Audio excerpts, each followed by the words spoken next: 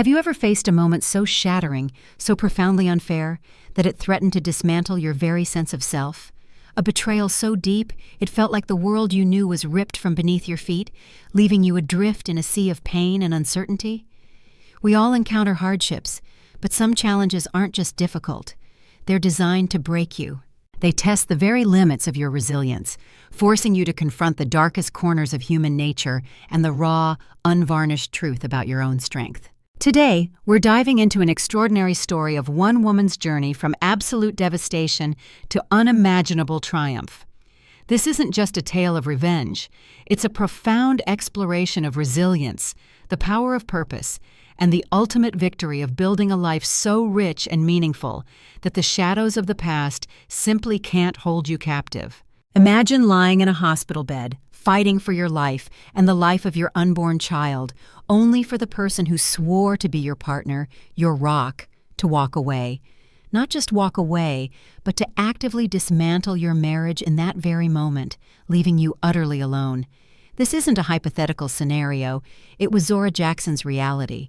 Her story isn't just compelling.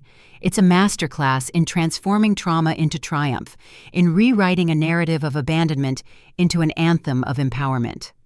So, settle in, because what Zora teaches us about turning the deepest betrayal into your greatest strength is a lesson we all need to hear. The sterile hospital room hummed with an ominous quiet, punctuated only by the frantic beeping of monitors that mirrored the frantic beat of Zora Jackson's heart. Sweat plastered her hair to her forehead as another wave of agonizing pain gripped her, a primal cry escaping her lips. This was supposed to be a moment of profound joy, the culmination of 9 months of anticipation, the beginning of their family. But standing in the doorway, framed like a grim harbinger, was her husband of 5 years, Richard Wilson.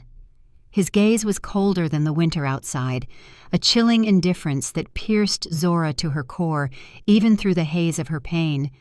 He checked his watch, an almost comical gesture of impatience, as if her life-or-death struggle was merely an inconvenience on his meticulously planned schedule. "I can't do this anymore," he stated, his voice flat, devoid of emotion, as if discussing a trivial matter like the weather. "This pregnancy has been nothing but trouble for 9 months. The doctors say you might not make it, and the baby's chances are slim. I've made my decision."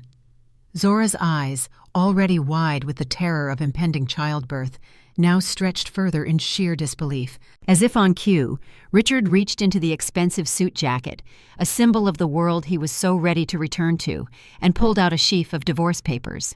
He placed them on the hospital table next to her bed, an act of such callous disregard that it momentarily eclipsed even the physical agony. "You're leaving me?"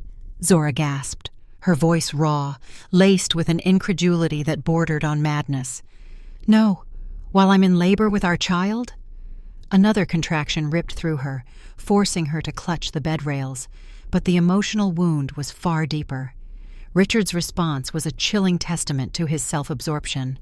"This isn't working for me anymore. You've been sick this whole pregnancy. My business needs me. My new partner needs me." The emphasis he placed on partner left no room for doubt. It wasn't a business associate he was referring to. This moment is a stark reminder of the devastating impact of emotional and psychological abandonment, especially in a moment of extreme vulnerability. It highlights a type of narcissistic behavior where one's partner is seen as an accessory, a means to an end, rather than a human being with inherent value and needs. Richard wasn't just leaving Zora. He was discarding her, minimizing her pain, and erasing her worth at the very precipice of life and death. The idea that someone could be so utterly devoid of empathy, particularly towards the mother of their child during such a critical event, is a concept that shakes us to our core. It reveals a chilling truth. Sometimes the people we trust most are capable of the deepest betrayals. "You're leaving me for another woman while I'm giving birth to your child?" Zora whispered, the words barely forming. Richard's shrug was dismissive, utterly devoid of remorse. "She's not complicated like you. She won't hold me back. Sign these papers and I'll make sure the hospital bills are covered. That's more than generous." Just then, the doctor, alarmed by the plummeting vitals on Zora's monitor, rushed in. "Sir, we need to prep her for emergency surgery now. You need to leave." As the medical team surged past Richard, pushing Zora's bed towards the operating room, he simply adjusted his tie, placed his expensive fountain pen next to the unsigned papers, and delivered his final, brutal words. "I'll have my lawyer collect these tomorrow. Goodbye, Zora." And just like that, as Zora was wheeled away, fighting for her life and the life of their baby, Richard Wilson, a billionaire tech mogul and her husband of 5 years, walked out without a backward glance. The surgery stretched on for hours, a blur of flickering consciousness for Zora. She drifted in and out, the worried voices of doctors fading and returning. At one terrifying point she heard, "We're losing her," and felt herself slipping into the void. But then a faint, fragile sound cut through the darkness. The cry of a baby. Her baby. And something deep within her, a force she didn't know she possessed, refused to give up. This pivotal moment isn't just about survival. It's about the birth of a new kind of strength, one fueled by a profound, unconditional love.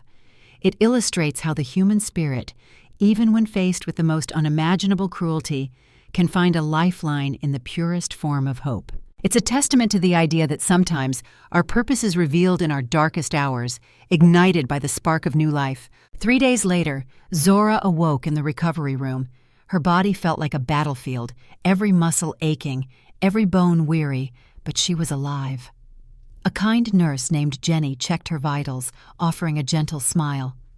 "My baby," Zora whispered, her throat dry, her voice a fragile rasp.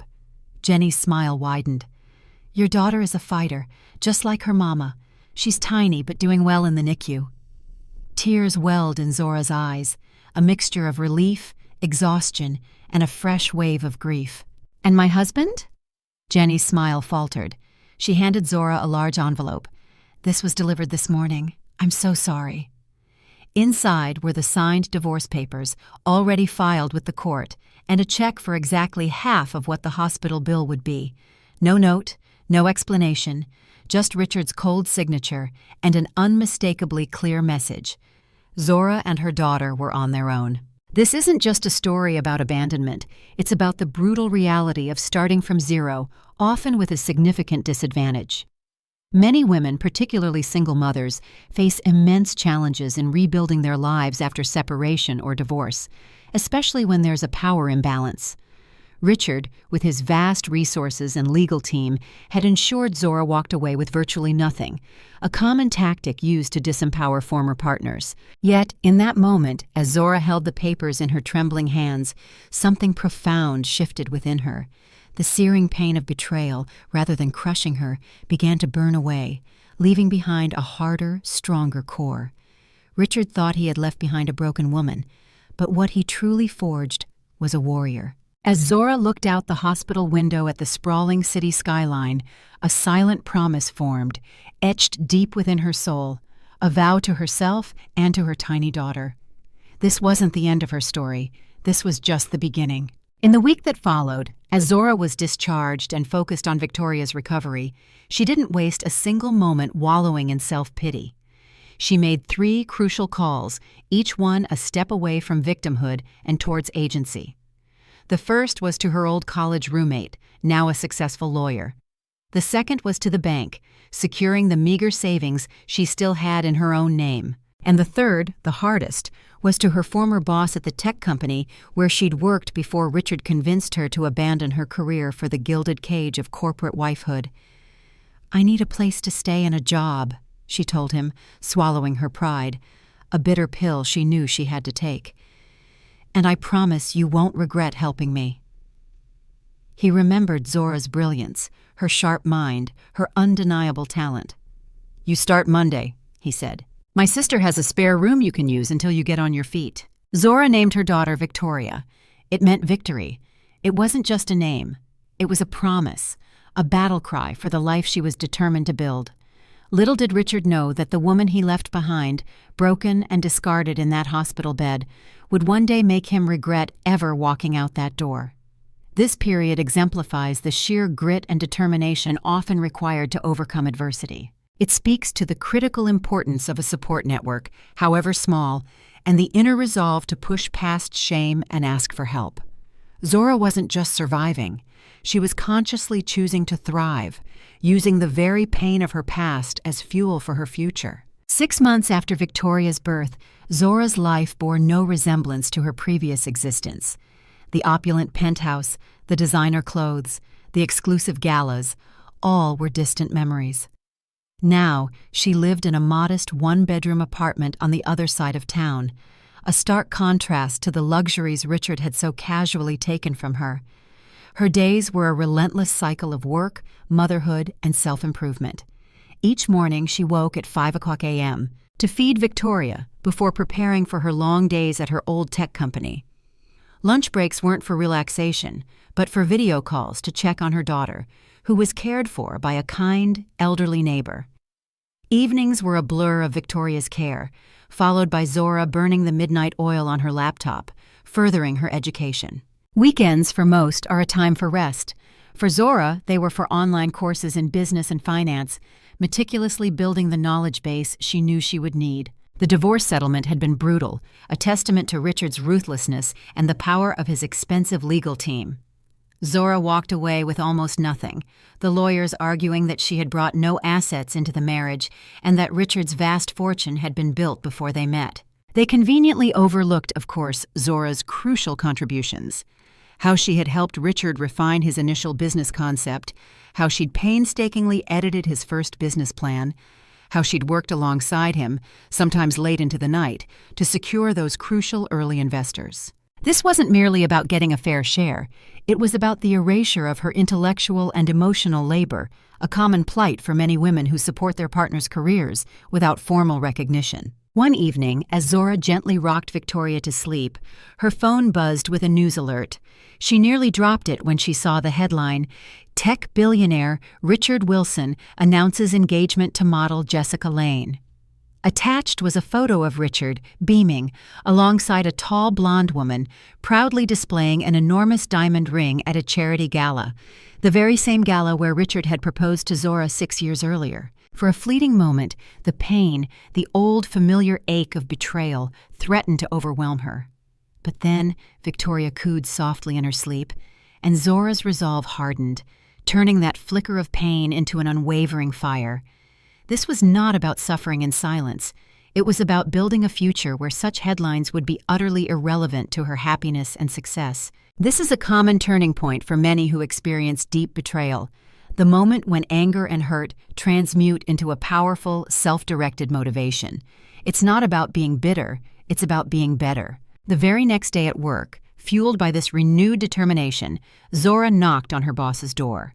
"Remember that idea I mentioned about improving the company's data security protocol? I've completed the proposal." She placed a thick folder on his desk, her posture radiating quiet confidence. Her boss raised an eyebrow, a flicker of surprise in his eyes. "You did this while working full-time and caring for a baby?" Zora simply nodded. "I don't need much sleep these days." He flipped through the pages, his expression morphing from curiosity to amazement. "This is revolutionary, Zora. If this works the way you've outlined, we could market this as a separate product entirely." "That's exactly what I was thinking," Zora said, her voice steady, radiating an inner calm that belied her relentless schedule. "And I want to lead the project." 2 weeks later, Zora was heading a small, dedicated team developing what would eventually become Secure Shield, a cybersecurity product that would redefine industry standards. She worked harder than anyone, fueled by an internal furnace of determination and the unwavering knowledge that every success brought her one step closer to the day she would face Richard not as his discarded wife, but as his undeniable equal. The project, like any ambitious venture, was fraught with obstacles, funding issues, technical challenges that seemed insurmountable, team conflicts that threatened to derail progress. But Zora navigated them all with a cool head and strategic thinking, honed by years of quiet observation and quick learning. What her team didn't know was that she practiced those difficult conversations at home, speaking to her mirror, rehearsing her arguments, her persuasive points, while Victoria played contentedly on a blanket nearby. "She talks to herself," Zora overheard one colleague whisper to another. "Probably the stress getting to her." Zora didn't correct them. Let them think what they wanted. She knew, with unwavering certainty, that results would speak louder than any office gossip. This is a powerful lesson in selective transparency and the value of keeping your eye on the prize, regardless of external perceptions. Almost a year after starting the project, Zora presented Secure Shield to the company's board of directors. The room fell silent as she concluded her presentation, the weight of her innovation palpable in the air. "This is beyond what we expected," the CEO finally said, his voice laced with awe. "We need to fast-track this to market." Secure Shield launched 6 months later and became an instant success in the corporate world. Companies scrambled to implement the security system, and Zora's name began appearing in tech publications, her reputation growing with each passing day. She maintained a remarkably low profile in the media, turning down interview requests, meticulously keeping her connection to Richard Wilson private. The time wasn't right yet. This was a strategic choice, not a timid one. She understood the power of a calculated reveal, waiting for the moment her position was unassailable. On Victoria's second birthday, Zora received her first major bonus check as Secure Shield sales exceeded all projections. She took Victoria to the park, watching her toddle around the playground, laughing, free, utterly unaware of the battles her mother was fighting and winning. "We're going to be okay, Vic," Zora whispered, tears blurring her vision, a promise whispered to the future. Better than okay. That night, after Victoria was asleep, Zora opened her laptop and created a new document. At the top she typed, "Ascend Tech Business Plan." Below it, she began outlining her audacious vision for her own company, one that would not just compete, but would one day directly challenge Richard's tech empire. It would take time. It would demand immense sacrifice. But Zora Jackson was playing the long game now, and she was just getting started. This isn't just ambition. It's a deliberate, strategic pursuit of self-actualization, fueled by a desire to build something truly her own. 3 years passed in a blur of relentless work, exponential growth, and quiet, unwavering determination. Victoria was now 5, a bright, curious child who had inherited her mother's quick mind and resilient spirit. Zora had moved them from the small apartment to a comfortable townhouse, a tangible symbol of their upward trajectory. She could now afford a part-time nanny, a crucial support system that allowed Zora to travel for business, expanding her professional horizons. Secure Shield had not just been a success, it had become the industry standard for data protection, a testament to Zora's innovative genius. Consequently, Zora had been promoted twice, her influence and expertise undeniable within the company. The savings from her rising salary and bonuses were substantial, yet Zora knew they were still not nearly enough for the ambitious plans she harbored next. She wasn't merely accumulating wealth. She was strategically building capital for her ultimate vision. The opportunity came from an unexpected source, proving that sometimes, when you're truly ready, the universe conspires to meet you halfway. Late one night, as Zora meticulously reviewed market analyses, her phone rang with an unknown number. "Is this Zora Jackson?" asked a woman's voice, crisp and confident. "Yes, who's calling?" Zora replied, a hint of caution in her tone. "My name is Eleanor Chin. I run Phoenix Ventures. We invest in promising tech startups, particularly those led by women and minorities." There was a brief, deliberate pause. "Your name keeps coming up in my research. I'd like to meet." 2 days later, Zora sat across from Eleanor in a quiet cafe, a setting chosen for its discretion. Eleanor was direct, no nonsense, her questions pointed and incisive, probing Zora's vision, her experience, her drive. "I've been watching Secure Shield's success," Eleanor stated, her gaze unwavering. "But I suspect that's not your endgame." Zora hesitated, then made a conscious decision for honesty. "No, it's not. I want to build something of my own." Eleanor nodded, a knowing smile playing on her lips. "I thought so. Tell me about it." Zora then meticulously outlined her idea for Ascentech, a company focused on integrated smart technology that would make digital security and accessibility seamless for both businesses and ordinary people. It was audacious, groundbreaking, and if successful, it would make Richard's company, Wilson Technologies, look outdated, a relic of a bygone era. When she finished, Eleanor was silent for a long, contemplative moment. The silence was not dismissive, but analytical. "You're Richard Wilson's ex-wife, aren't you?" Eleanor finally asked, her tone neutral. Zora stiffened, a flash of defensiveness. "How did you—" "I do my homework," Eleanor said simply. "Is this about revenge?" Zora, having chosen honesty, didn't shy away. "It started that way," she admitted, her voice low. "But it's evolved. This technology could help millions of people, and yes, proving him wrong is still part of it." Eleanor smiled slightly, a glint of respect in her eyes. "At least you're honest. Here's what I'm offering. Seed funding of $2 million in exchange for 15% equity, plus my connections to other investors, when you're ready to scale." Zora had expected an offer of perhaps $500,000, maybe even $1 million if she was lucky. The $2 million was staggering. She kept her expression neutral, a mask of professionalism, despite her heart racing with exhilaration. "Why so generous?" she asked, genuinely curious. "Because I lost everything once, too," Eleanor said quietly, a rare glimpse into her own past. "And because your idea is brilliant, but mostly because I want to be there when you succeed." This moment highlights the profound impact of mentorship and belief, especially for women entrepreneurs. Eleanor Chin represents the kind of strategic partner who sees beyond the surface, recognizing potential and resilience forged in adversity.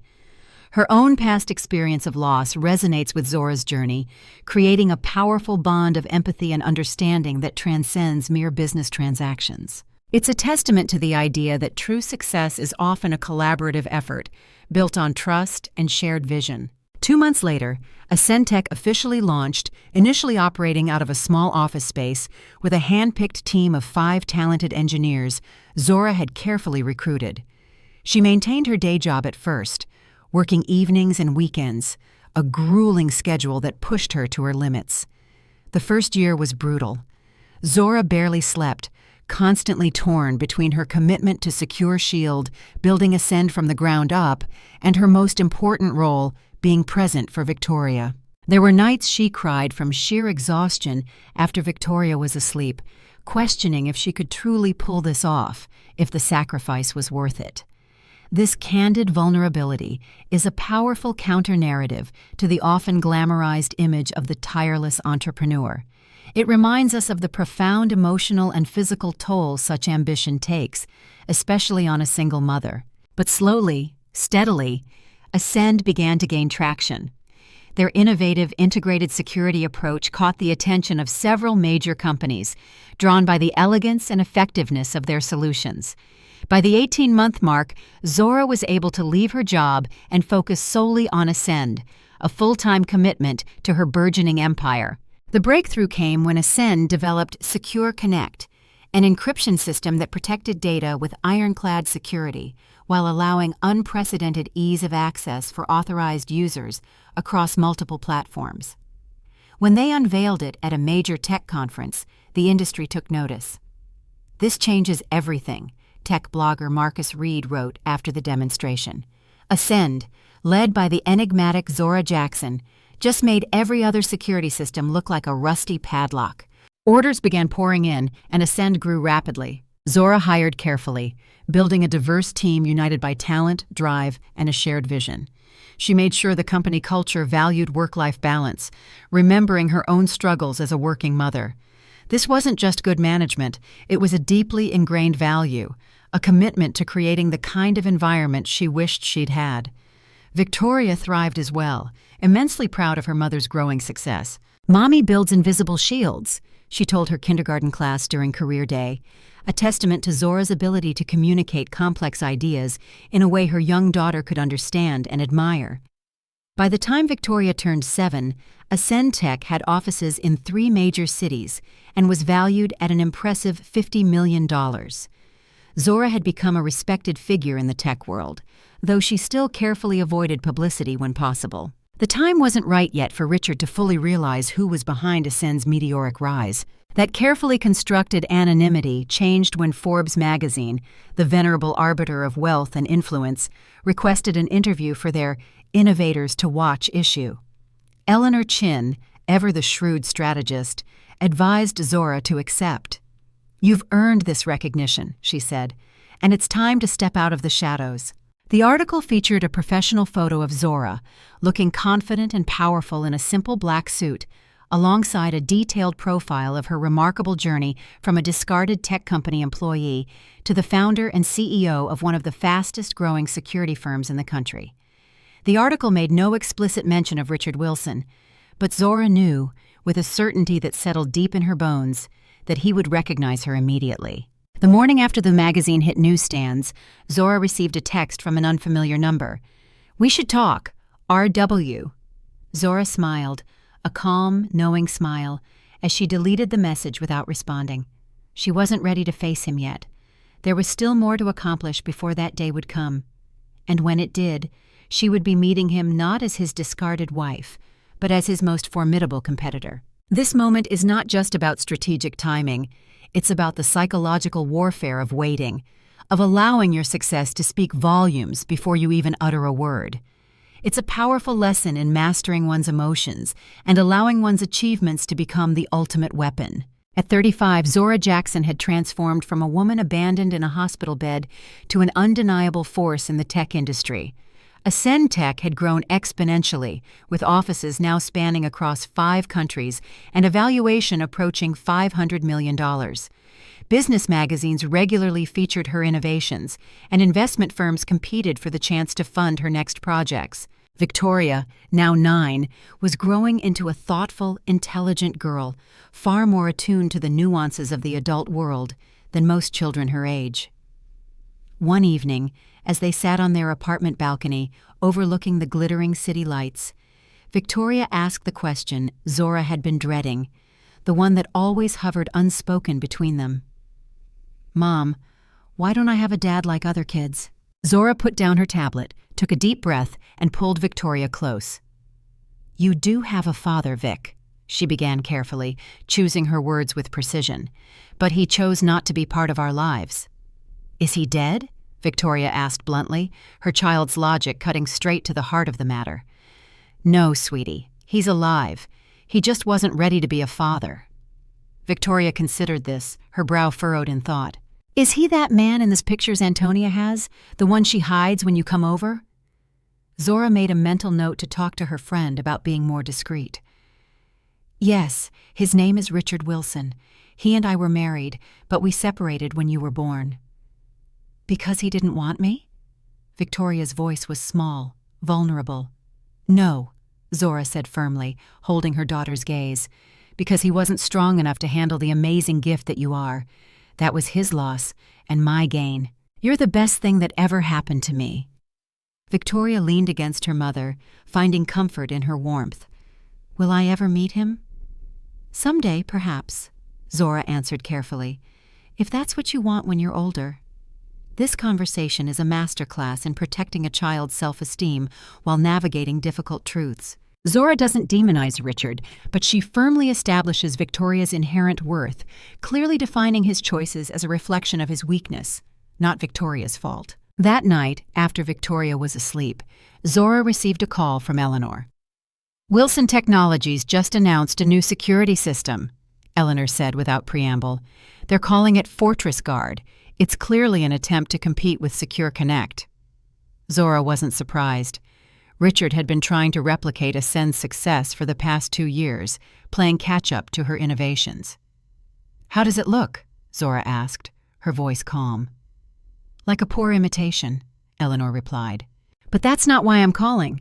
There's a rumor that Wilson Technologies is preparing for an aggressive expansion. They're targeting some of our potential clients directly." "Let them try," Zora said calmly, a steely resolve in her tone. "We have better technology and better ethics. You can't buy that." But privately, Zora knew Richard was a formidable opponent. He had more resources, more industry connections, and a ruthlessness she couldn't match. What she had was innovation, an unwavering belief in Ascend's mission, and a team that shared her vision. The next morning, Zora called an emergency meeting with her executive team. "Wilson Technologies is coming after us," she announced, cutting straight to the chase. "We need to accelerate our plans for Nexus." Nexus was Ascend's most ambitious project yet, an integrated system that would seamlessly bridge the gap between corporate security and personal data protection.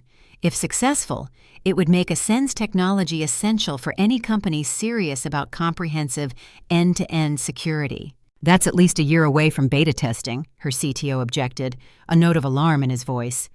Then we work faster, Zora replied, her voice leaving no room for argument. I'll bring in additional engineers and double the R&D budget. Nexus is our future. For the next 6 months, Ascend operated in high gear, a blur of intense work and unwavering focus. Zora often worked through the night, stopping only to have breakfast with Victoria before she went to school, cherishing those precious moments of normalcy. The pressure was intense, but Zora thrived on it, knowing that each step forward was a step toward securing her daughter's future, and yes, toward definitively showing Richard what he had so carelessly walked away from. This is not about pure revenge, but about the profound satisfaction of proving one's capabilities to oneself, and by extension, to those who doubted or dismissed you. The corporate battle intensified. Wilson Technologies, under Richard's directive, undercut Ascend's prices and launched an aggressive marketing campaign questioning the reliability of newer security firms. Ascend lost several potential clients, and for the first time, their growth slowed. Then came the personal attack. A business blog published an article questioning Zora's qualifications, subtly suggesting her success was due to connections rather than innovation. Though Richard wasn't quoted directly, Zora recognized his insidious influence in the carefully worded criticism. This kind of veiled attack is a common tactic in competitive environments, aiming to undermine credibility without leaving a direct trail. Instead of firing back with a defensive counterattack, Zora, demonstrating her growing strategic wisdom, called a press conference and announced Ascend would be offering free security assessments to nonprofit organizations working in education and healthcare. We believe everyone deserves protection, not just those who can afford premium prices, she stated, looking directly at the cameras, her message resonating with a clear moral stance. The move generated overwhelmingly positive publicity, highlighting the profound difference between Ascend's values and Wilson Technologies' seemingly profit-driven, cutthroat approach. New clients, attracted by Ascend's ethos as much as its superior technology, began reaching out.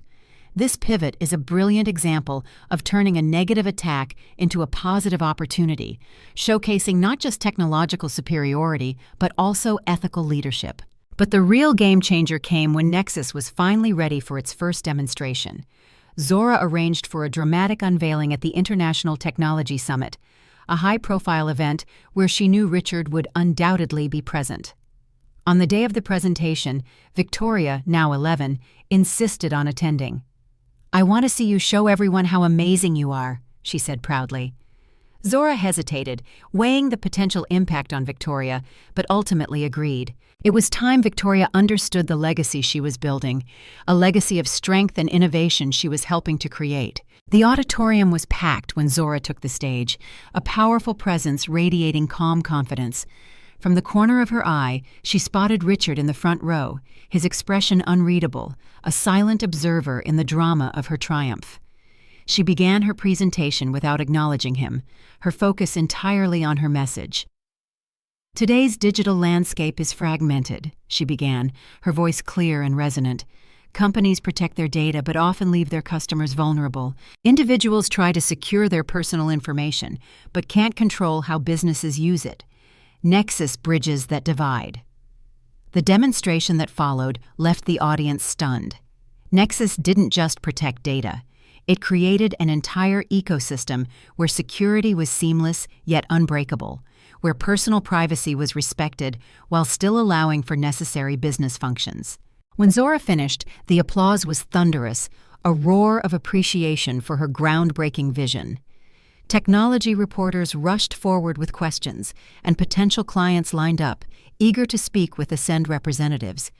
In the joyous chaos, Zora lost sight of Richard until she felt a gentle tug on her sleeve. Victoria pointed across the room. "Mom, that man is staring at us."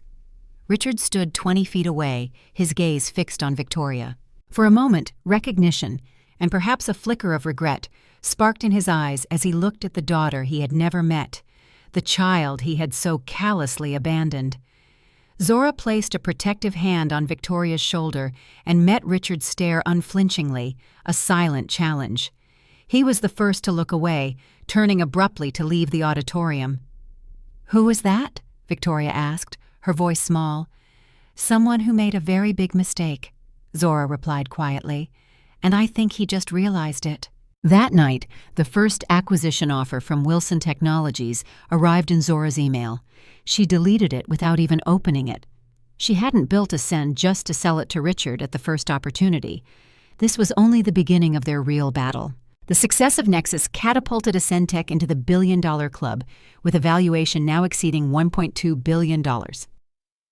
Zora had officially achieved what many called impossible, building a tech empire from scratch while raising a child alone. Business schools used her story as a case study in innovation and resilience. Financial magazines featured her on their covers, but with greater success came greater scrutiny. Reporters began digging into Zora's past, and eventually, the connection to Richard Wilson became public knowledge.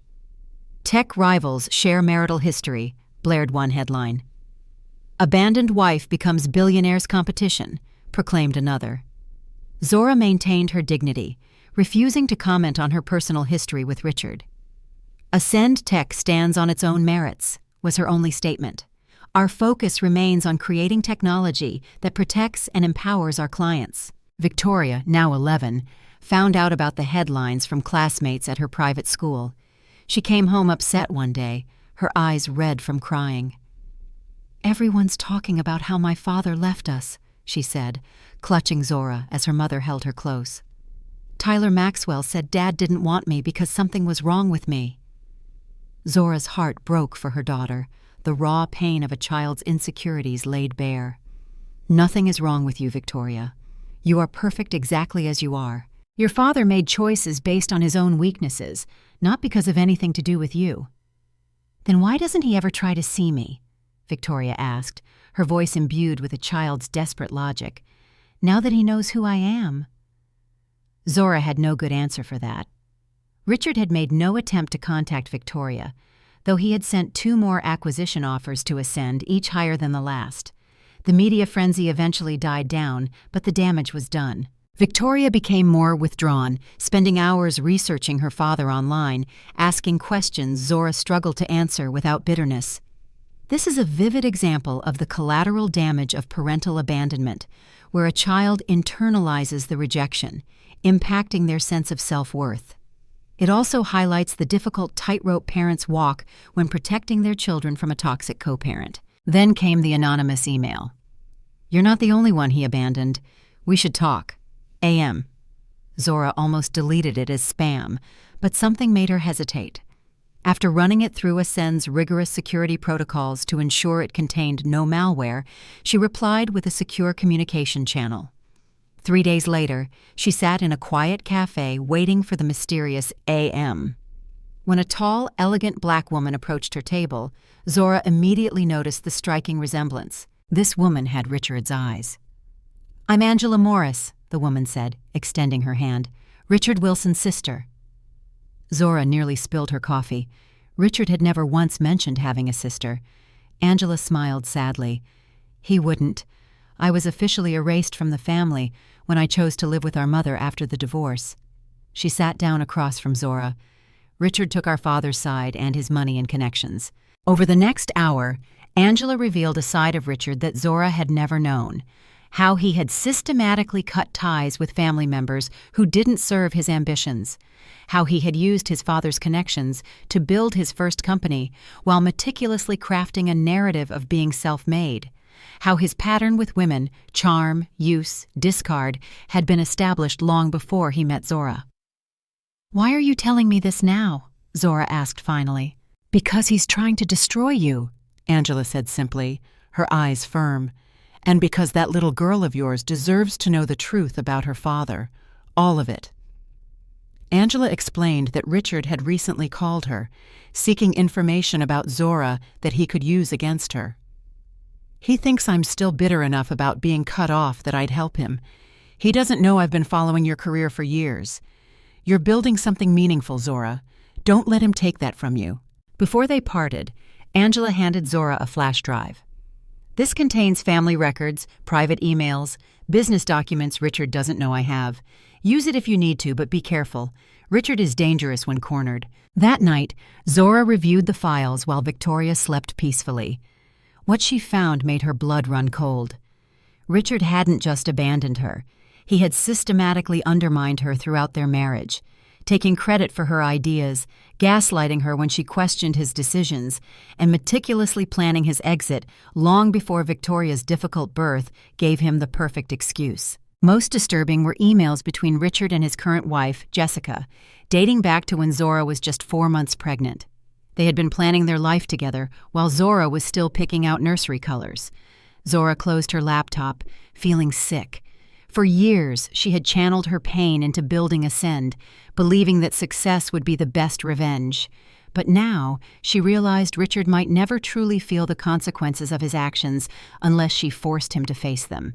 This realization is a critical turning point for Zora, shifting her motivation from personal achievement to a demand for accountability and justice, not just for herself, but for her daughter. The next morning, Zora received word that Wilson Technologies was launching a smear campaign, subtly questioning Ascend's data security practices. Several nervous clients had already called, seeking reassurance. Zora called an emergency board meeting. "Richard Wilson is playing dirty," she told them, her voice calm but resolute. "We have 2 choices: play defense or go on the offensive." "What are you proposing?" Eleanor asked carefully, sensing Zora's deeper intent. "A merger offer," Zora said, surprising everyone in the room. "We approach Wilson Technologies about joining forces." "You want to work with that man after what he did to you?" her CFO asked incredulously, unable to hide his astonishment. "No," Zora said with a cold, strategic smile. "I want him to think that's what I want. When he lets his guard down, we'll have access to what we really need. Proof that Fortress Guard is actually stealing user data and selling it to third parties." The room fell silent, the weight of Zora's audacious plan hanging in the air. Finally, Eleanor spoke up. "You have evidence of this?" Zora nodded toward her laptop. "Enough to be suspicious, but we need concrete proof from inside Wilson Technologies. This merger exploration would give us legal access to their systems." The plan was risky, ethically complicated, and potentially brilliant. After hours of intense discussion, the board reluctantly agreed to proceed, but with strict legal oversight, recognizing the fine line Zora was walking. The next day, Zora sent Richard a carefully worded email suggesting that their personal history shouldn't stand in the way of good business. She proposed preliminary talks about ways their companies might work together for the good of the industry. Richard's response came within hours. "Dinner tomorrow, my office, 8:00 p.m. As Zora prepared for the meeting that could change everything, Victoria watched her from the doorway of her bedroom. "You're going to see him, aren't you?" she asked, her voice quiet. "My father." Zora nodded. "For business reasons." Would you like me to give him a message from you?" Victoria thought for a long moment, then shook her head. "No. He doesn't deserve to hear from me yet." Yet. The word hung in the air between them, heavy with meaning, a child's understanding of delayed justice. When Zora arrived at the Wilson Technologies headquarters the next evening, she was prepared for anything except the sight of Victoria sitting calmly, if somewhat nervously, in Richard's office. "What is she doing here?" Zora demanded, her heart racing with a mother's protective fury. Richard smiled coldly, a predatory glint in his eyes. "Getting to know her father, of course. Isn't that right, Victoria?" Victoria looked up with tear-stained eyes, her small frame trembling. "He sent a car for me after school, Mom. He said you knew."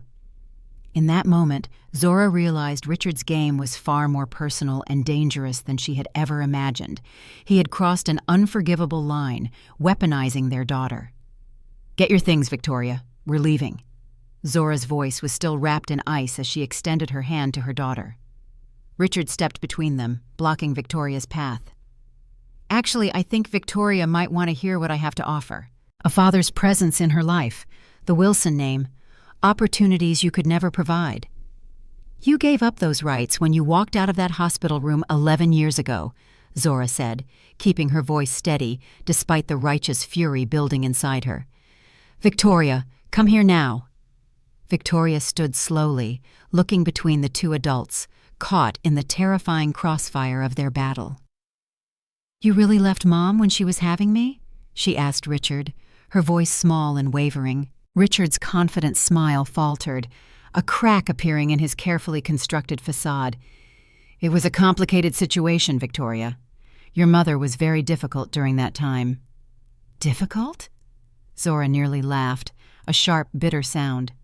I was fighting for my life and our daughter's life while you were planning your escape with your mistress. Victoria, with an instinctual understanding of truth and betrayal, moved to her mother's side, taking her hand firmly. I want to go home, Mom. As they turned to leave, Richard called after them, attempting to regain control. This meeting was about a potential merger, Zora. Walking out now could be seen as negotiating in bad faith. Your shareholders won't be pleased. Zora paused at the door, turning to face him, her eyes blazing. Using my daughter to manipulate me isn't negotiating in good faith either, Richard. If you want to discuss business, you can speak to my lawyers tomorrow. And if you ever come near Victoria again without my explicit permission, I will bury you. This scene is a powerful demonstration of Zora's boundaries and her fierce protectiveness as a mother. She draws a clear line, showing that some battles are not just about business, but about human decency and the sanctity of family. In the car ride home, Victoria was unusually quiet, staring out the window. Finally, she broke the silence. He showed me pictures of his other kids, my half-brothers. Zora gripped the steering wheel tighter. Richard had 2 sons with Jessica, a fact she had carefully avoided discussing with Victoria, wanting to protect her. He said I could come stay with them sometimes, be part of their family. Victoria's voice was small, vulnerable. Is that true? That would be up to the courts, Victoria, and up to you when you're older. Zora struggled to remain neutral, to keep her own emotions in check. What do you think about that? Victoria looked out the window at the passing city lights, her young face etched with an understanding far beyond her years. He doesn't really want me. He just wants to hurt you. The insight, so adult and so painfully accurate, broke Zora's heart. I'm so sorry he put you through this. It's okay, Mom. I told him I already have a family. Victoria reached over and squeezed Zora's hand, a gesture of profound reassurance. He seemed surprised by that. When they arrived home, Zora immediately called her lawyer and explained Richard's ambush. Get a restraining order first thing tomorrow, she instructed, her voice firm. And contact the school. Victoria is not to leave with anyone but me or her regular nanny under any circumstances. That night, Zora couldn't sleep. The confrontation with Richard had shaken her more than she wanted to admit. He was still the same manipulative, calculating man she had married, only now his targets included Victoria. This incident is a chilling reminder of how personal conflicts can escalate, and the lengths some individuals will go to gain an advantage, even at the expense of their own children's emotional well-being. The next morning brought a flurry of legal activity. Richard's lawyers claimed the meeting had been a misunderstanding, that Victoria had expressed interest in meeting her father, and Richard had merely accommodated her wish. It was a blatant lie, but difficult to disprove in a court of law without direct testimony from Victoria, which Zora wanted to shield her from. Meanwhile, the business press got wind of the potential merger talks. Ascend's stock price rose on speculation, while Wilson Technologies investors expressed concern about what such a merger might mean for their company's autonomy. Zora called another emergency board meeting. The merger plan was a mistake, she admitted, displaying a rare moment of vulnerability and self-criticism. I let personal history cloud my judgment. We need a new strategy. Richard crossed the line using your daughter, Eleanor said, her voice firm. That gives us something to work with. They developed a 2-pronged approach. Legally, they would pursue harassment charges based on Richard's unauthorized contact with Victoria. And professionally, they would accelerate the launch of Ascend's newest innovation, a consumer privacy product that would directly challenge Wilson Technologies' most profitable division. Over the next week, Zora worked relentlessly, splitting her time between preparing for the product launch and ensuring Victoria was safe and supported. She hired additional security for their home and arranged for a counselor to help Victoria process the traumatic encounter with her father. Then, 3 days before the scheduled product launch, disaster struck. An anonymous source leaked supposed security flaws in Ascend's core products to a tech blog. The article included screenshots of internal documents that appeared to show Ascend cutting corners on user privacy. The documents were sophisticated forgeries, meticulously crafted to mimic Ascend's internal communications, but the damage was immediate and devastating. Ascend's stock dropped 15% in a single day. Major clients began calling, demanding reassurances. Zora knew instantly who was behind it. "He's trying to destroy what we've built," she told her executive team, "and he nearly succeeded with those forgeries." "But how do we prove they're fake?" her CTO asked, his face pale with concern. "These look incredibly convincing." Zora thought of Angela's flash drive, still locked in her home safe. "I think it's time to fight fire with fire, but first, we need to shore up confidence in our products." She organized a live demonstration of Ascend's security protocols, inviting independent auditors to test them in real time. The event was streamed online, allowing clients and investors to watch as Ascend's systems withstood increasingly sophisticated attacks. As confidence slowly began to rebuild, Zora reached out to Angela. "I need your help," she explained. "Richard is trying to destroy my company with false accusations. I need to know if there's anything in those files that could help us." Angela was silent for a moment. "There's evidence that Richard has been engaging in corporate espionage for years. He didn't just copy your ideas. He's stolen intellectual property from multiple companies." "Can it be proven?" Zora asked, her voice tight with anticipation. "Yes," Angela replied, "but using it means war. Are you ready for that?" Zora thought of Victoria's tear-stained face in Richard's office, of the years of struggle, of everything she had painstakingly built that was now under threat. "I've been ready for 11 years, she said.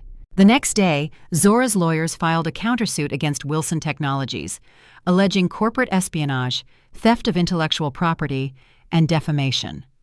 Attached was a carefully curated selection of documents from Angela's files, enough to establish a damning pattern of unethical behavior, but holding back the most damaging evidence as leverage. The business world exploded with the news. Wilson Technologies' stock plummeted as investors worried about potential legal consequences. Richard called a hasty press conference to deny all allegations, but his usual unshakable confidence was noticeably absent, replaced by a strained defensive posture. That evening, as Zora helped Victoria with her science project, her phone rang. It was Richard. "What do you want?" she asked coldly, her voice betraying none of the inner turmoil she felt. "Call off your dogs, Zora," Richard said, his voice tight with barely controlled anger.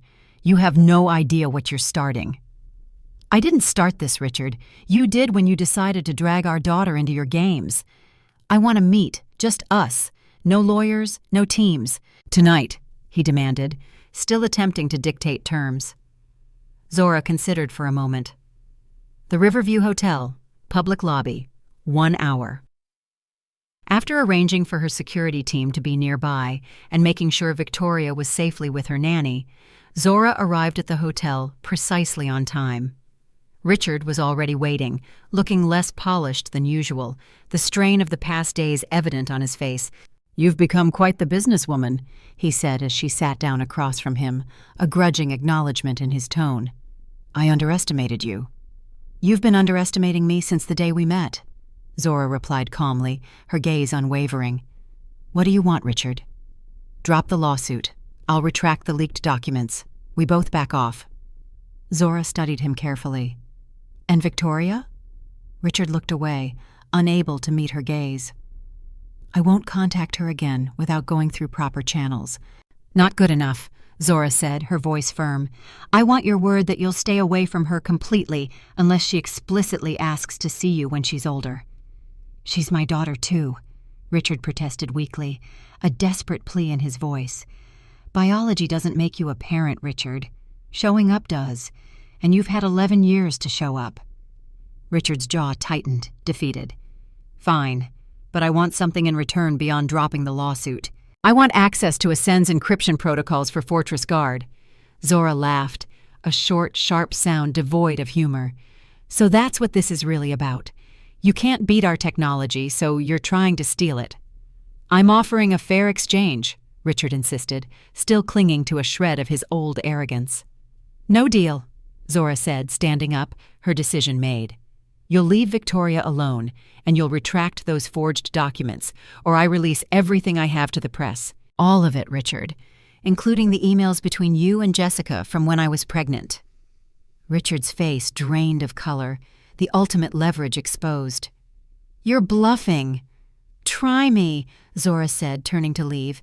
"You have until noon tomorrow." As she walked away, Richard called after her, a genuine question breaking through his desperation. "You know, I've always wondered, how did you do it? Build all this while raising her alone?" Zora paused at the door and looked back at him, a faint, knowing smile on her lips. "I did it because you thought I couldn't." By morning, the forged documents had been publicly retracted.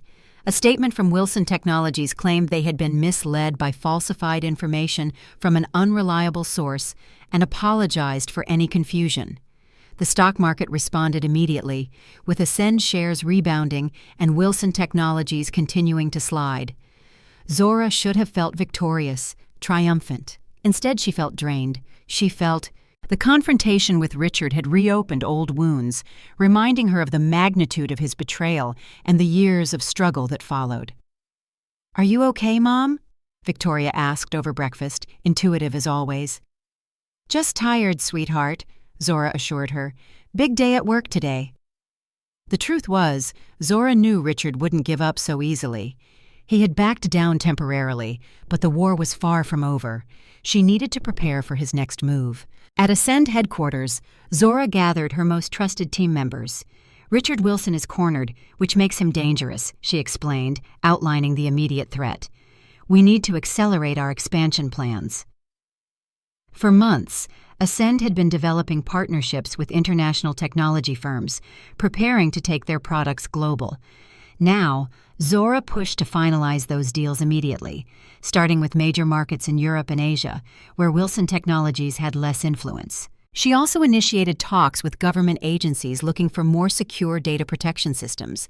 These contracts were prestigious and lucrative, but more importantly, they would place Ascend in a position where attacking them would mean taking on government interests, something even Richard, in his desperation, would think twice about. Meanwhile, Victoria started seeing a therapist to help process her complicated feelings about her father. The therapist suggested that Victoria write letters to Richard that she didn't have to send, a way to express her thoughts without the pressure of actual communication. One evening, Zora found Victoria at the kitchen table, earnestly writing on fancy stationery. "Is that homework?" Zora asked. Victoria shook her head. "It's a letter to him. I'm not going to send it." "Would you like to tell me what it says?" Zora asked carefully, sensing the importance of the moment. Victoria hesitated, then pushed the paper toward her mother. Zora read, "Dear Father, I used to dream about meeting you. I thought you would be a hero who had to go away for some important reason. Now I know you just didn't want me.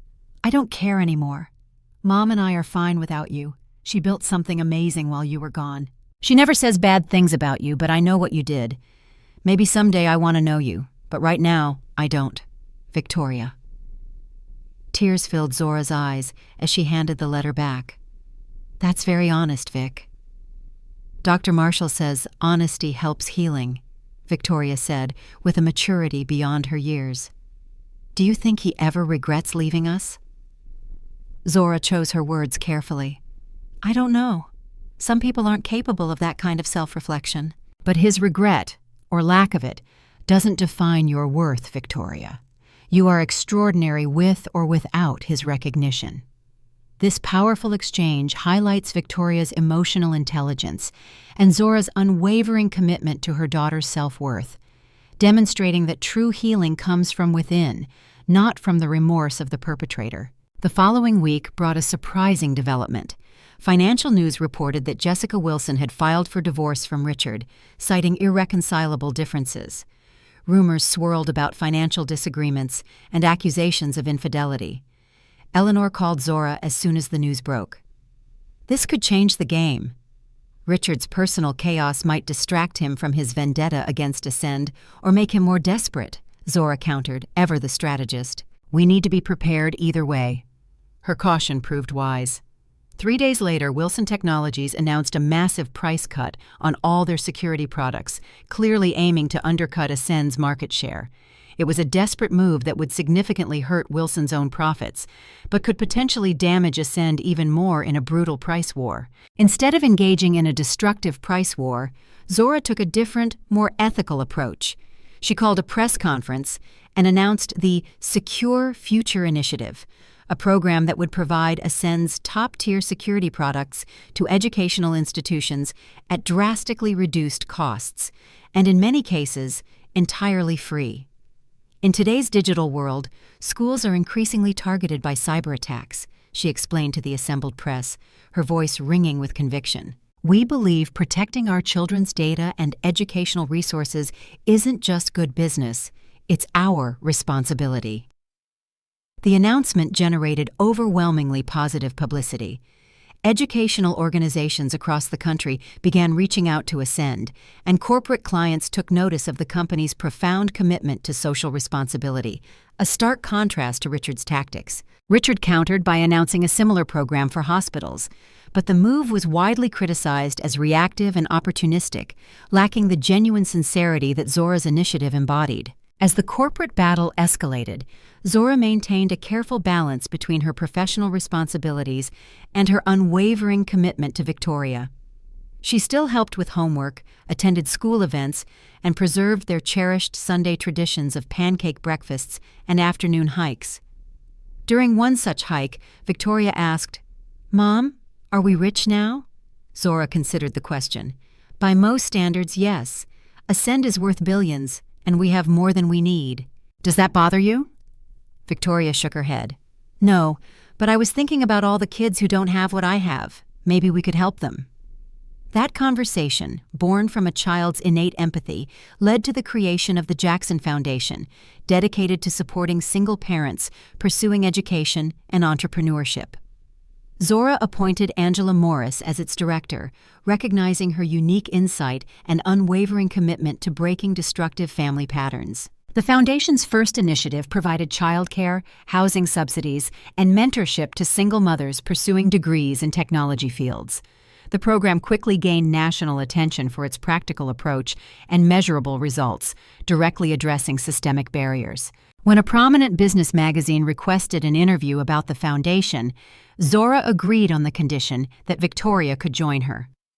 The resulting article featured a powerful photo of mother and daughter together, showcasing their unbreakable bond and shared vision, a testament to the thriving legacy Zora was building.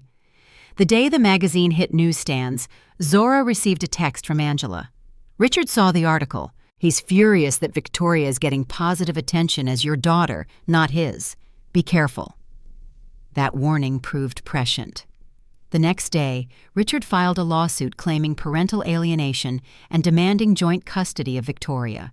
Despite their verbal agreement, he was using the courts to forcefully inject himself back into their lives. When Zora showed the court documents to Victoria, the girl's response surprised her.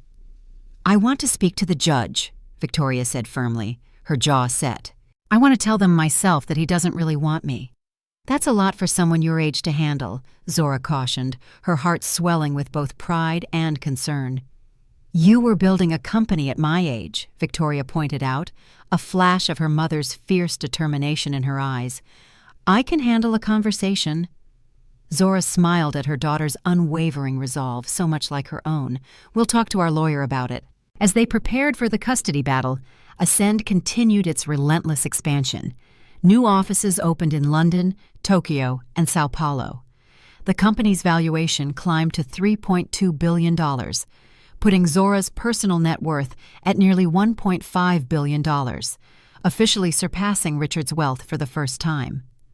Financial publications noted the milestone with dramatic headlines. Tech innovation trumps inheritance. Jackson overtakes ex-husband in wealth rankings. Richard's response came in the form of an unexpected, unannounced visit to Ascend's headquarters. He walked into the lobby, demanding to see Zora. Security alerted her immediately. "Send him to the main conference room," she instructed, "and stay close." When Zora entered the room, Richard was standing at the window, looking out at the city skyline. "Impressive view," he commented without turning around, his voice tinged with a familiar arrogance. "What do you want, Richard?" Zora asked, remaining near the door, maintaining a strategic distance. He turned to face her. "A genuine partnership. Ascend and Wilson Technologies together would dominate the global market. No one could touch us." Zora raised an eyebrow. "And the custody suit?" "A negotiating tactic," Richard admitted without shame, revealing the depths of his calculated manipulation. "Join forces with me professionally, and I'll drop it." "Using our daughter as leverage again," Zora noted coldly. "Some things never change." "Business is business," Richard shrugged, ever the pragmatist. "And you're a businesswoman now. Think about it rationally. Together, we'd be unstoppable." Zora studied him for a moment. The years had added silver to his temples, but hadn't changed his core. He still saw people as pieces to be moved on a chessboard, relationships as transactions. "I'll consider it," she said finally, offering him a sliver of hope. "Send me a formal proposal, and I'll review it with my board." Richard smiled, clearly believing he had won. "You won't regret this, Zora. It's the smart move." After he left, Eleanor found Zora in her office, staring at old photos on her desk, pictures from before Victoria, when she and Richard had seemed happy. "You're not actually considering his offer, are you?" Eleanor asked incredulously. "Of course not," Zora replied, her eyes hardening. "But I need time to make my own move. Richard always underestimates his opponents. It's his greatest weakness." "What are you planning?" Eleanor asked, a flicker of excitement in her eyes. Zora's expression was resolute, something he'll never see coming. For 2 weeks, Zora appeared to be seriously considering Richard's merger proposal. She met with his executives, reviewed financial projections, and participated in strategy sessions discussing how the combined companies would function. Throughout the process, she was professional and engaged, giving Richard no reason to doubt her sincerity. Meanwhile, behind the scenes, she was executing a plan that had been years in the making. Since founding Ascend, Zora had maintained a separate, highly secretive research division working on a revolutionary project named Phoenix. Only a handful of her most trusted people knew its true nature, a complete reinvention of digital security that would render all existing systems, including Ascend's own products, obsolete. While Richard thought he was negotiating a merger, Zora was preparing to transform the entire industry, to unleash a technological earthquake. The custody hearing was scheduled for Friday. On Wednesday evening, Zora sat Victoria down for an important conversation. "I need to tell you something about the business situation with your father," she began carefully. "It's complicated, and it affects you too." Victoria nodded, her young face serious. "I can handle it, Mom. Richard wants our companies to merge, to become one big company. He's using the custody case to pressure me into agreeing." Victoria's eyes narrowed, a flash of understanding. "So, he doesn't really want to see me. He just wants your company." "I think he wants both, in his way," Zora said honestly, knowing Victoria deserved the full truth. "He wants to control everything that was once his, including you." "What are you going to do?" Victoria asked, her voice firm. "I'm going to end this once and for all," Zora replied, her resolve unwavering. "But I need to know you're okay with my plan. It will mean revealing some difficult truths about Richard publicly." Victoria thought for a moment. "Will it hurt his other kids? My half-brothers?" The question touched Zora deeply, that her daughter would consider the feelings of children she had never met, even in this intensely personal battle. "I've been careful to protect them," Zora assured her. "The focus will be on Richard's business practices, not his family." Victoria nodded. "Then do what you need to do. I'm tired of him hanging over our lives." Thursday morning, Zora called an all-hands meeting at Ascend. The atmosphere was tense as employees speculated about the rumored merger, whispers of uncertainty filling the air. "There will be no merger with Wilson Technologies," Zora announced, to audible sighs of relief throughout the building. "Instead, today we unveil Project Phoenix." On screens throughout the building, technical specifications appeared for a security system unlike anything the industry had seen before. Based on cutting-edge quantum encryption principles, Phoenix offered virtually unbreakable security with unprecedented ease of use, a leap forward that would redefine digital protection. "We begin rolling this out to existing clients next week," Zora continued. "All Ascend products will be upgraded at no additional cost, and today we file patents on the core technology." The room erupted in applause and excited questions. As the technical team began explaining the intricate details, Zora slipped away to her office where Eleanor was waiting. "The board approved the press release," Eleanor confirmed. "It goes live in 1 hour." The release was carefully worded, but devastating in its implications. It detailed how Wilson Technologies had systematically engaged in corporate espionage, including specific instances where they had attempted to steal Ascend's intellectual property. It revealed Richard's pattern of unethical business practices dating back to the very beginning of his career. Most damaging was the inclusion of undeniable evidence showing that Fortress Guard, Wilson Technologies' flagship product, contained serious, exploitable security vulnerabilities that the company had deliberately concealed from clients. "Once this goes public, Richard will have no choice but to respond," Zora said, "and that's when we present the option." The option was simple but brilliantly strategic. Wilson Technologies could agree to an independent security audit and implement necessary fixes under Ascend's guidance, or face a class action lawsuit from clients whose data had been compromised, a lawsuit that would undoubtedly lead to the complete collapse of his empire. "It's not a merger," Zora explained to Eleanor, a cold, calculated fire in her eyes. "It's a controlled demolition of everything Richard built on lies, followed by a rescue operation that places Ascend in control." When the press release hit, the reaction was immediate and explosive. Wilson Technologies' stock plummeted as clients demanded answers, a chaotic cascade of panic and distrust. Richard called an emergency board meeting, but the damage was spiraling beyond his control. By that evening, several major clients had already announced they were suspending use of Wilson Technologies products pending investigation. Government agencies that had contracted with the company began internal reviews of potential security breaches, a devastating blow to Richard's credibility and financial standing. Richard's lawyers contacted Zora, demanding a retraction. Her response was a single document: the offer to help Wilson Technologies address the security flaws under terms that would essentially place the company under Ascend's supervision, effectively turning Richard's empire into a subsidiary of Zora's. As Friday dawned, the day of the scheduled custody hearing, Zora prepared Victoria for court. They had just finished breakfast when Zora's phone rang. It was Richard. "You've destroyed everything," he said, his voice raw with fury, but also something else: defeat. "No, Richard, you did that yourself," Zora replied calmly. "I'm simply exposing the truth." "What do you want?" he asked after a long, heavy pause, his arrogance finally stripped bare. "Drop the custody case permanently. Sign legal documents acknowledging that you voluntarily surrender all parental rights to Victoria. Accept our offer to rescue what's left of Wilson Technologies and make a public statement taking full responsibility for the security flaws." "You're asking me to humiliate myself," Richard protested, a final gasp of pride. "I'm giving you a chance to salvage something from the wreckage," Zora corrected him, her voice firm, "which is more than you gave me 11 years ago." 2 hours later, instead of appearing in family court, Zora and Victoria watched from Ascend headquarters as Richard held a press conference. He looked haggard, his usual polished confidence replaced by a resigned acceptance of his fate. "Recent revelations regarding security vulnerabilities in Wilson Technologies products are accurate," he admitted, his voice low. "As CEO, I take full responsibility for these failures. We have engaged with Ascend Tech to address these issues under their guidance."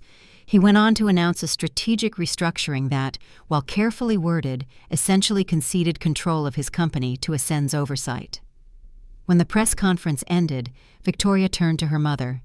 "Is it over?" Almost, Zora said, a faint smile on her lips. There's one more thing we need to do. That afternoon, Richard came to Ascend's headquarters to sign the agreements that would formalize the arrangement between the companies. As part of the deal, he would step down as CEO of Wilson Technologies, but remain as a figurehead chairman with no real power. When he arrived, Zora had him shown to her office. Victoria was waiting there with her, a silent, powerful presence. Richard paused in the doorway, surprise evident on his face. "I didn't expect to see you, Victoria." "I wanted to be here," Victoria said coolly, her voice steady. "I wanted to see you sign the papers giving up your rights to me." Richard flinched at her directness, a visible blow to his ego. "I know you don't understand now, but someday—" "I understand perfectly," Victoria interrupted, her voice clear and unwavering. "You left when it got hard. Mom stayed. That's all I need to know." Zora placed a gentle hand on Victoria's shoulder. "The papers are on the desk, Richard." As Richard sat down to sign the documents relinquishing his parental rights, Zora noticed how old he suddenly looked. The man who had once seemed so powerful to her now appeared diminished, hollowed out by his own choices and the consequences he had finally been forced to face. When he finished signing, he stood awkwardly, as if unsure how to leave. Victoria stepped forward unexpectedly. "I wrote you a letter," she said, holding out an envelope. "You can read it after you leave." Richard took it with a look of genuine surprise, a rare moment of vulnerability on his face. "Thank you," he said softly. After he left, Zora turned to Victoria. "What did the letter say?" "That I forgive him," Victoria replied. "Not for him, but for me. Dr. Marshall says holding on to anger only hurts yourself." Zora pulled her daughter into a tight hug, amazed at her wisdom and strength. "When did you get so grown up?" Victoria hugged her back fiercely. "I had a good teacher." And this poignant conclusion to their direct confrontation underscores a powerful lesson. True liberation comes not from the perpetrator's remorse, but from the victim's release of anger, a profound act of self-care and emotional maturity. The business world buzzed with the dramatic restructuring that placed Ascend in effective control of Wilson Technologies' operations. Financial analysts called it the tech acquisition of the decade, though technically it wasn't an acquisition at all. It was a strategic takeover driven by innovation and ethical leadership. Zora had engineered a solution that protected Wilson's clients and employees while ensuring the company's technology would be made secure under Ascend's guidance. Richard remained as chairman in name only, his role purely ceremonial, a powerless figurehead. He made no further attempts to contact Victoria or interfere with Zora's business operations. The letter Victoria had given him seemed to have had a profound impact. Angela reported that he had been seen reading it multiple times, his expression uncharacteristically reflective, perhaps for the first time truly confronting the depth of his choices and their consequences. For Zora and Victoria, life settled into a new normal, one of peace and quiet accomplishment. With Project Phoenix successfully launched and the Wilson situation definitively resolved, Zora finally felt she could take a step back from the constant, relentless pressure of running Ascend. She appointed a trusted COO to handle day-to-day operations and strategically reduced her own schedule to focus more on the Jackson Foundation and, most importantly, on being fully present for Victoria. As Victoria entered her teenage years, she blossomed into a thoughtful, socially conscious young woman with her mother's determination and intelligence. She showed a particular interest in the Foundation's work, often accompanying Zora to events and offering insights that surprised the adults around her, demonstrating a remarkable maturity and empathy. The summer after Victoria turned 13, Zora took her on a month-long trip around the world. They visited Ascend's international offices, but spent most of their time exploring local cultures, volunteering with community organizations, and simply enjoying each other's company, away from the intense pressures of work and school. In Tokyo, during a quiet moment in a traditional garden, Victoria asked, "Do you ever wish things had been different with him? That he had stayed?" Zora considered the question carefully, honestly. "Sometimes I used to wonder what our lives might have been like if he'd been different than he was. But then I think about everything we've built together, you and I wouldn't trade that for anything." Victoria nodded thoughtfully. I think everything happened exactly as it was supposed to. This exchange captures the essence of acceptance and the powerful realization that sometimes the detours and hardships lead us to a more authentic and fulfilling path than the one we originally envisioned. It's a testament to the wisdom gained through adversity. When they returned home, Zora launched a new initiative through the Jackson Foundation, a technology education program for girls from underserved communities. The program quickly gained national attention, with major tech companies offering internships for its graduates, creating a tangible pathway to opportunity and breaking cycles of disadvantage. One evening, as Zora reviewed applications for the program, Victoria sat down beside her with an unusually serious expression. I want to contact them, she said. My half-brothers. They're innocent in all this, and they're still my family. The request caught Zora off guard, a moment of profound introspection. Are you sure? They're quite a bit younger than you. Victoria nodded. I've been thinking about it for a long time. They deserve to know they have a sister who cares about them, even if our father made bad choices. After careful consideration and consultation with their lawyer, Zora helped Victoria write a heartfelt letter to Jessica Wilson, explaining Victoria's wish to meet her half-brothers. To their surprise, Jessica responded positively, explaining that she had always felt uncomfortable with Richard's outright rejection of his first child, recognizing the injustice. The first meeting was arranged at a neutral location, a family restaurant with play areas for the younger boys, then aged 5 and 7. Victoria was nervous, but determined. What if they don't like me? She worried as they drove to the meeting. Just be yourself, Zora assured her. That's more than enough. Jessica turned out to be warm and welcoming, clearly making efforts to make Victoria feel comfortable. The boys were curious and excited about their big sister, showing her their toys and asking endless questions about her life. As the children played, Jessica and Zora sat together, watching them. I owe you an apology, Jessica said quietly. I knew Richard was married when we got involved. I was young and naive, but that's no excuse. We've all made mistakes, Zora replied, surprising herself with how little anger she felt now. What matters is what we do afterward. Jessica nodded. After I saw how he treated you and Victoria, I always wondered when my turn would come, when he'd decide I was too complicated too. She glanced at her sons. I'm glad I left when I did. That meeting turned into regular visits, with Victoria developing a genuine, loving bond with her half-brothers. Richard remained distant from all of them, increasingly isolated as his influence in the business world continued to wane, a man left alone by his own choices. 2 years later, as Victoria prepared to enter high school, Zora decided it was time for another change. Despite Ascend's continued success and the effective absorption of Wilson Technologies, she felt ready for new challenges. I'm stepping down as CEO, she announced to the board. I'll remain as chairwoman, but it's time for fresh leadership to take Ascend into its next phase. The news shocked the business world, but made perfect sense to those who knew Zora well. She had built Ascend partly out of necessity, partly out of a fierce determination to prove Richard wrong. Now, with those goals accomplished, she wanted to focus on work that truly fed her soul, expanding the foundation's reach, mentoring young entrepreneurs, and most importantly, being fully present for Victoria's formative teenage years. On her last day as CEO, Zora cleared her office while Victoria helped box up personal items, a symbol of their shared journey. What will you do now? Victoria asked, carefully wrapping a framed photo of the two of them from their world tour. Whatever we want, Zora smiled. We've earned that freedom. As if on cue, Zora's phone rang with a news alert. Richard Wilson had announced his complete retirement from business, selling his remaining stake in what had once been Wilson Technologies. The brief statement cited health concerns and a desire to reconnect with what truly matters in life. Victoria read the alert over her mother's shoulder. Do you think he finally gets it? What he lost? Maybe, Zora said, but our happiness doesn't depend on his realizations.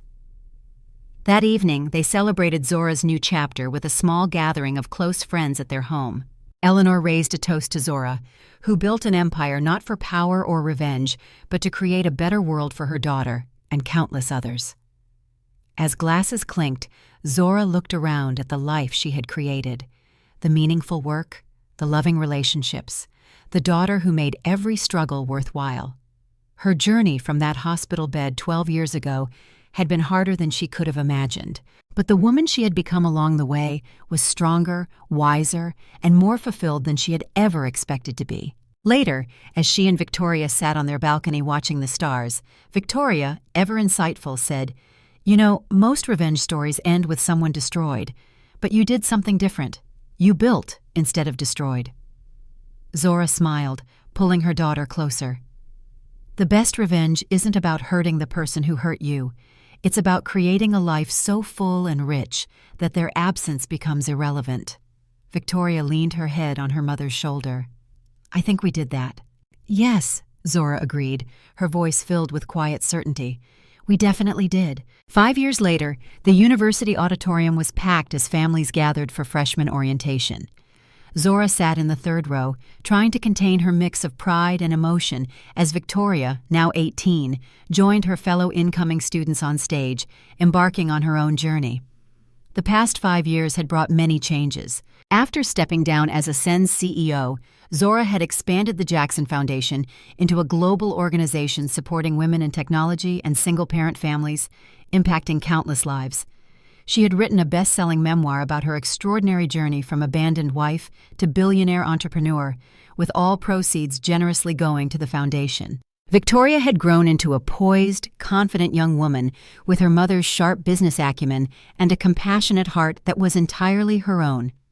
She had been accepted to several prestigious universities, but had chosen this one for its innovative social entrepreneurship program, a testament to her desire to use her intelligence for positive impact. As Zora watched Victoria chatting animatedly with her new classmates, she reflected on how far they had come from those desperate days in the hospital. The searing pain of Richard's betrayal had long since faded, replaced by gratitude for the unexpected path it had ultimately led her to build. After the orientation ceremony, Zora and Victoria walked across the beautiful campus, enjoying the late summer sunshine, a symbol of new beginnings. "Are you nervous about starting classes?" Zora asked. Victoria shook her head, a bright smile on her face. "Excited more than nervous. I feel ready." They reached the dormitory where Victoria would be staying. As they began unloading suitcases from the car, Zora noticed Victoria freeze, her attention caught by something, or someone, across the quad. Zora followed her gaze and was shocked to see Richard standing awkwardly near a campus map, looking older and somehow diminished in casual clothes, rather than his usual power suits. Beside him was his younger son, now 12, clearly also a visitor to the campus. "That's James," Victoria said quietly, a calm acceptance in her voice.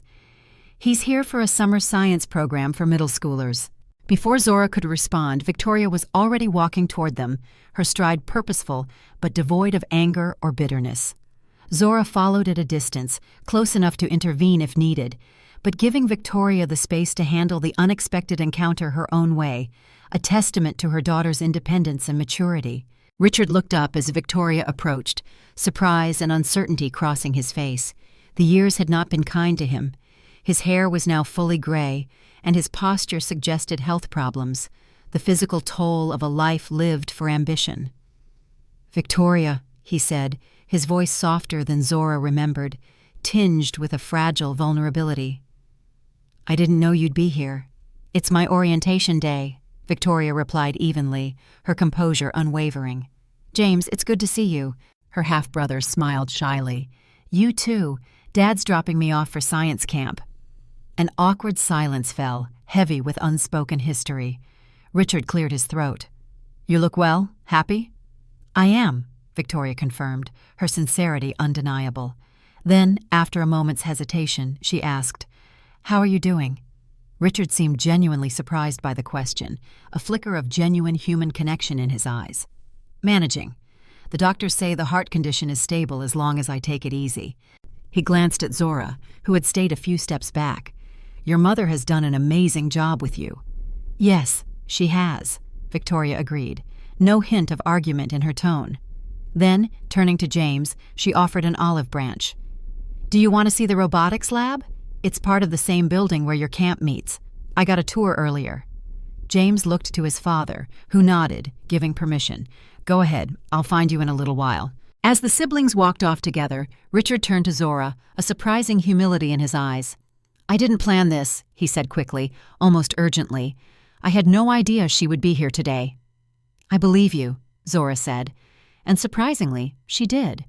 The manipulative, calculating Richard of old would never have appeared so unprepared, so vulnerable, so visibly affected. They stood in uncomfortable silence until Richard spoke again, his voice lower, more hesitant. I read your book. Zora raised an eyebrow, a slight challenge in her gaze. All of it. He nodded twice. It was illuminating to see things from your perspective. He paused, gathering his thoughts. You were very fair, more than I deserved. The book wasn't about you, Zora pointed out gently. It was about resilience and rebuilding. I know, Richard acknowledged, a hint of genuine understanding in his voice. That's what made it harder to read. He looked toward where Victoria and James had disappeared, a wistful expression on his face. She turned out wonderfully. Nothing like me. She has your intelligence, Zora conceded, but she uses it to build people up, not tear them down. Richard nodded, accepting the implied criticism without argument, a remarkable shift from his former self. I have a lot of regrets, Zora. Leaving you that day in the hospital tops the list. Zora studied him, seeing the genuine regret in his eyes. The victory she had once imagined, seeing Richard broken and apologetic, felt hollow now, replaced by a quiet sense of closure. We can't change the past, Richard. No, he agreed, but I'm trying to do better with whatever time I have left. The heart attack last year was clarifying. Zora felt a surprising twinge of compassion. The man before her was no longer her enemy, just a flawed human being facing his own mortality and regrets, finally glimpsing the true value of what he had lost. Victoria kept in touch with the boys, she said, offering an olive branch, a bridge to a different kind of future. That was her choice, and I'm glad she made it. They adore her, Richard said, a genuine smile briefly lightening his face. She's been more present in their lives than I have, if I'm honest. Across the quad, Victoria and James emerged from a building, laughing together about something, a picture of natural sibling connection. Seeing them, Richard straightened his posture slightly, preparing to engage with them. I should go, he said. Please tell Victoria. He trailed off, seemingly unsure what message could possibly suffice. Tell her yourself, Zora suggested gently. She's an adult now. Your relationship with her is between the two of you. As Richard walked away to meet his children, Zora felt a profound sense of closure, a lightness she hadn't realized she was still carrying. The anger and hurt that had driven her for so long had transformed over the years into something else, not forgiveness exactly, but a deep, liberating release. Richard's choices had shaped her life, but they no longer defined it. That evening, after helping Victoria settle into her dorm room, Zora prepared to drive back to the hotel where she'd stay before flying home the next day. Are you okay? Victoria asked as they hugged goodbye, her perceptive gaze searching her mother's face. Seeing him must have been strange. It was, Zora admitted, a soft smile on her lips. But not in the way I would have expected years ago. He seems diminished. Victoria nodded thoughtfully. When I talk to James and Michael, they tell me he's changed since his heart attack. More present, less focused on business. Too late for us, but maybe not for them. And how do you feel about that? Zora asked, genuinely curious about her daughter's evolving perspective. Victoria considered the question carefully. I've made my peace with who he is and who he isn't in my life. Honestly, I feel sorry for him. He missed out on knowing me, and that's his loss. Zora smiled, her heart filled with pride at her daughter's wisdom and compassion, a reflection of the incredible journey they had shared. You're extraordinary, Victoria Wilson Jackson. Don't ever forget that. I won't, Victoria promised. I had the best teacher. As Zora drove away from the campus, the setting sun painting the sky in hues of orange and purple, she reflected on the incredible journey that had brought her to this moment. From the devastated young woman in that hospital bed, abandoned and alone, to the confident, successful person she was now, Zora's life was a testament to the indomitable human spirit. Every struggle, every triumph, every late night working while Victoria slept, every moment of doubt and determination had forged this remarkable life. Richard's abandonment had once seemed like the end of her world. Instead, it had been the catalyst, the brutal beginning of something far more powerful, a life built on her own terms, defined by her own strength and choices, independent of anyone else's approval or presence. The greatest revenge, Zora realized, hadn't been destroying Richard, or even surpassing his success, although she had done both. It had been in creating a life so full and meaningful that his presence or absence no longer mattered. It was in raising a daughter who understood her own worth so completely that she could face her father with compassion rather than anger, with self-assured peace rather than lingering hurt. As the campus disappeared in her rearview mirror, Zora felt a profound, enduring sense of contentment. The circle was complete. The future, both hers and Victoria's, was wide open, full of possibilities that had nothing to do with the painful past and everything to do with the powerful, compassionate women they had become. The best revenge, Zora knew with unwavering certainty, was simply living well. And by that measure, she had succeeded beyond her wildest dreams, crafting a legacy not of bitterness, but of boundless hope and unwavering strength.